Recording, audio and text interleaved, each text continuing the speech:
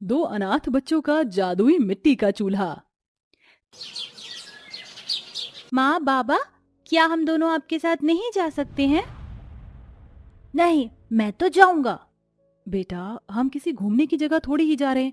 तेरे बाबा की कमर में दर्द है, इसीलिए मैं उन्हें अस्पताल लेकर जा रही हूँ। तुम यहीं घर में ही रहो, बच्चे अस्पताल नहीं जाया करते हैं, वरना पता है ना, इंजेक्शन लग जाता है।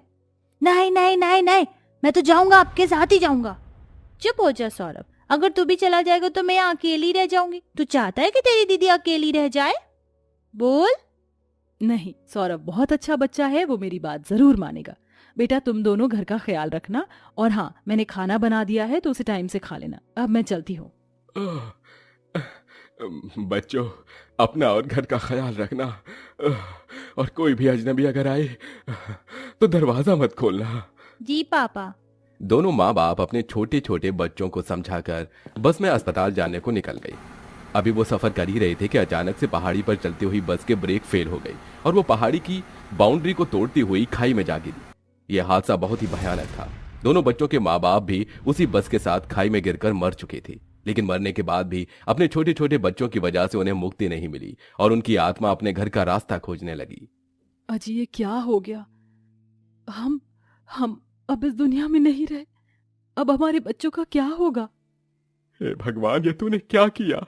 तूने हमारा साया हमारे बच्चों के ऊपर से इतनी जल्दी हटा दिया। मेरे तो दोनों बच्चे अभी बहुत मासूम हैं। वो अपना ख्याल कैसे रख पाएंगे? हमारे हिस्से का जितना अन्न और सांसें थी वो पूरी हो गई रमेश जी। इसीलिए अस्पताल के बहाने हमारी मौत आ रही थी। लेकिन मैं अपने बच्चों को अकेला नहीं छोड़ूंगी। कुछ और न सही तो उनके ऊपर अपनी नजर ही रख लूंगी। चलिए, हम घर चलते हैं। रमेश और माधुरी की आत्मा भटकते हुए अपने घर का रास्ता खोजने लगी। हादसे की जगह पर कुछ ही देर में मीडिया, पुलिस सभी पहुंच गई, लेकिन बस का नामो निशान का भी पता नहीं चला। जब यह खबर उड़ती उड़ती दोनों बच्चों को लगी तो वो बहुत रोए। दीदी, मुझे माँ के पास जाना है, मैं माँ के पास जाऊंगा। वो कहाँ है?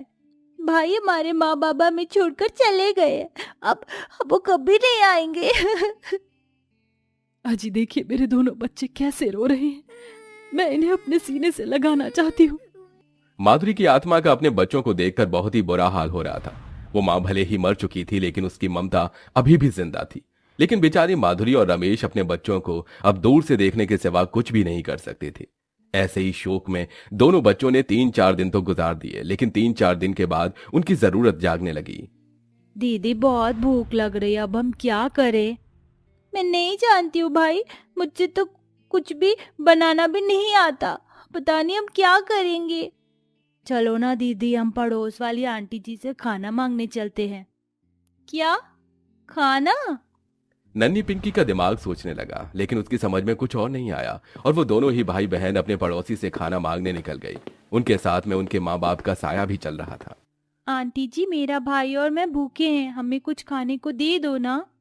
अरे जा जा हाई बड़ी, मेरे घर से फालतू राशन नहीं आता है। मेरे बच्चे भी हैं, मैं उन्हें खिलाऊं या तुम्हें? जाओ जाकर किसी चौराहे पर भीख मांगो। वैसे भी तुम्हारे माँ बाप तो मर गए हैं, तो सारी जिंदगी तुम्हें कोई करके नहीं खिलाएगा।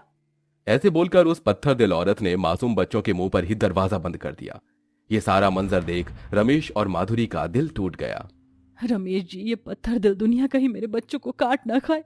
देखा आपने, इस जमाने ने उन्हें अनाथ होने का ताना दे दिया। ये दुनिया ऐसी ही है। मैं अपने बच्चों को ऐसे भूख से तड़पता नहीं देख सकता हूँ। हे भगवान, कुछ कर। या तो तू हमारे बच्चों को भी हमारे ही पास भेज दे, या हमें इतनी शक्ति दे कि हम कुछ कर पाए। दोनों माँ बाप बहुत ज्यादा लाचार महसूस कर रहे थे। दोनों बच्चे भूख से बिलबिलाते हुए एक चौराहे पर आ गए और वहां पर भीख मांगने लगे। अंकल जी, कुछ खाने को दे दीजिए ना, मेरा भाई और मैं, हम दोनों भूखे हैं। अरे हट रास्ते से, हैं? मैं क्या तुझे कोई चलता फिरता होटल लगता हूँ? दीदी, दीदी कुछ खाने को दे दो, बहुत भूख लगी है। ओह गॉड, ये गंदा सा बच्चा कौन है? दूर हटो मुझसे, गंदे लड़के। दीदी कुछ दे दो ना, बहुत भूख लगी है। एक दूंगी कान के नीचे, वापस मेरे पास नहीं आना। छोटा सा बच्चा है, ऐसे क्यों कर रही है? ये लो प्यारे बच्चे, तुम ये रख लो। वहीं खड़ी हुई एक लड़की ने सौरभ को 10 रुपए दे दिए। दोनों भाई बहन लालची नहीं थे। 10 रुपए मिलते ही वो उन्हें लेकर घर आ गए और 5-5 रुपए की चीज खरीद कर खा ली। दोनों माँ बाप अपने बच्चों की ऐसी हालत नहीं देख पा रहे थे। बच्चों के साथ वो भी घर में ही लौट आए। ऐसे ही कई दिनों तक चलता रहा और एक दिन क्या हुआ? सौरभ, तू बैठा हुआ क्या कर रहा है? क्या हुआ भाई? दीदी, क्या हुआ? तूने कोई सपना देख लिया क्या? पिंकी ने अपने भाई को गले से लगा लिया। जैसे ही उसकी नजर सौरभ के हाथ पर पड़ी तो उसने अपने माँ बाप की तस्वीर को हाथ में ले रखा था। दीदी, मुझे भूख लगी है। माँ कितना अच्छा खाना खिलाती थी ना। मुझे भी माँ के पास जाना है। मुझे माँ चाहिए। सौरभ रोने लगा। उसे देखकर पिंकी की भी आंखों से आंसुओं के फव्वारे निकलने लगे। ये दिन उन बच्चों के लिए माँ बाप के बिना बहुत मुश्किल थे। दोनों माँ बाप भी उन्हें रोता देख रो रहे थे और रोते रोते ही माधुरी बोली, हे भगवान, मैं अब और अपने बच्चों को इस तरह नहीं देख सकती। या तो तू मुझे वरदान दे या दोबारा जीवन दान दे जो मैं अपने बच्चों के पास लौट आऊं, या फिर कोई ऐसी शक्ति दे जिससे कि मेरे बच्चों को इतनी मुसीबतें ना झेलनी पड़े। वो भूखे हैं, कुछ कर भगवान। माधुरी ने ममता से भरकर भगवान को पुकारा। उसकी पुकार भगवान जी ने आखिर सुन ली और अचानक से ही जो तस्वीर वो बच्चे देख रहे थे उसके अंदर से एक धुआं निकला जो पास में ही रखे एक चूल्हे पर जा लगा। ऐसा होते ही रसोई से अपने आप ही एक भगोना आकर चूल्हे पर रख गया और उसमें खाना पकने लगा। ये क्या हो रहा है? दीदी, मुझे डर लग रहा है। घबराओ नहीं बच्चों, मैं हूँ जादुई चूल्हा। तुम्हारा जो मन करेगा मैं वो बना कर दूंगा। चलो बताओ तुम्हें क्या खाओगे? दोनों बच्चे छोटे ही थे, उन्हें यह सब कुछ ज्यादा अजीब नहीं लगा, बल्कि वो तो चूल्हे को देखकर काफी खुश हो गए। प्यारे चूल्हे, मुझे बहुत जोरों से भूख लगी। तुम अच्छी अच्छी चीजें बना दो ना, बहुत सारी, जो मैं और दीदी खा पाए। अभी लो। चूल्हे ने खुद से ही एक एक करके पकवान बनाने शुरू कर दिए और चूल्हे के पास पास पकवानों का ढेर लग गया। दोनों अनाथ बच्चों ने उस रात भर पेट स्वादिष्ट खाना खाया। उन्हें खुश देखकर दोनों माँ बाप का चेहरा भी खिल रहा था। अजी देखिए ना, हमारे बच्चे कितने खुश हैं। इनका पेट भर जाने से कितना सुकून मिल रहा है ना। दोनों बच्चे खाना खाकर सो गए।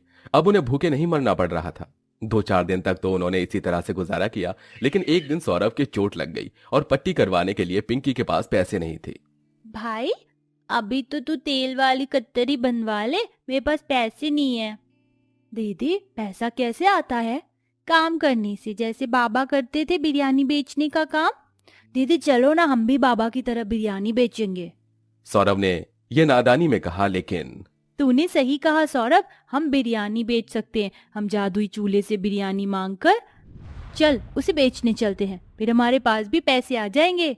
हाँ दीदी चलो, मजा आएगा। सौरभ और पिंकी ने जादुई चूल्हे से बिरयानी मांगी। मुझे बहुत ही स्वादिष्ट बिरयानी दो। अभी देता हूँ। अचानक ही एक रोशनी चमकी और चूल्हे ने एक बर्तन भरकर बिरयानी बना दी, जिसको पिंकी और सौरभ अपने दरवाजे पर ही लेकर बैठ गए। बिरयानी ले लो, बिरयानी। पिंकी ऐसे ही आवाज लगाती रही। कुछ देर बाद उन बच्चों से 2 या 4 लोगों ने बिरयानी खरीदी। अरे वाह बच्चों, इतनी कम उम्र में तुम काम कर रहे हो। लाओ मुझे एक प्लेट बिरयानी दो। पटले नहीं, प्लेट अभी देती हूँ। दोनों बच्चों ने मिलकर बिरयानी बेची और शाम तक उनके पास 50 रुपए जुड़ गए। शाम को उन्होंने चूल्हे से खाना मांगकर अपना भी पेट भरा। रोजाना ऐसे ही सिलसिला जारी था कि एक दिन दोनों बच्चों के पास एक जोड़ा आया। उनके साथ गांव का मुखिया भी था। हाँ जी, आ जाइए, यही बच्चे हैं। आप कौन है? डरो नहीं बच्चों, हम तुम्हें यहाँ अडॉप्ट करने आए हैं। इतनी सी उम्र में ये जिंदगी तुम्हारे सामने पहाड़ की तरह खड़ी हुई है, लेकिन तुम घबराओ नहीं। हम तुम्हें पढ़ाएंगे, लिखाएंगे और तुम्हारा बिल्कुल अपने बच्चों की तरह ख्याल रखेंगे। चलो हमारे साथ चलो। ये दोनों ही इंसान भले थे। वो बच्चों को किसी तरह अपने साथ ले गए। उन्होंने उन्हें घर ले जाकर खाना खिलाया और बहुत प्यार किया। रात को पिंकी को सपना आया जिसमें उसके माँ बाप थे। पिंकी बेटा, देखो भगवान ने तुम्हें दोबारा माँ बाप का सुख दिया है, इसीलिए उनकी कदर करना। यूं समझो कि तुम्हें अलग शक्ल में अपने माँ बाप ही वापस मिल गए। घबराना नहीं, हम भी तुम्हारे साथ ही हैं। ऐसे बोलकर दोनों माँ बाप गायब हो गए। पिंकी के सपने में आकर वो संदेश दे चुके थे। दोनों बच्चों ने उन्हें ही अपना माँ बाप मान लिया और उन्हीं के साथ खुशी खुशी रहने लगे। दोनों मरे हुए माँ बाप की आत्मा भी अब शांत हो चुकी थी और उनके साथ ही चूल्हे का जादू भी चला गया था।